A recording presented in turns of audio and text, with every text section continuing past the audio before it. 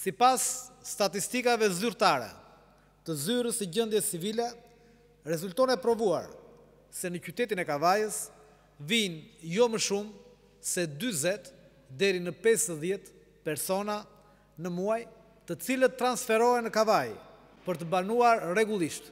Në 4 muaj janë shtuar në listat e zgjedhësve vetëm 175 persona. Nga 40 transferime në muaj për 12 ditë janë shtuar edhe 595 të tjerë.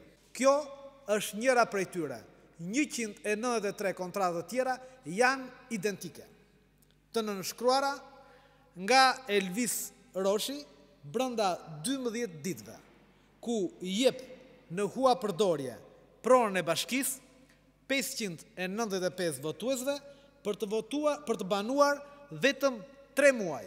I kërkojmë sot me forcë prokurorisë të regjistrojë urgjentisht kallëzimin penal dhe të fillojë verifikimin menjëherë të informacionit zyrtar që vjen nga zyrat e shtetit e të gjendjes civile.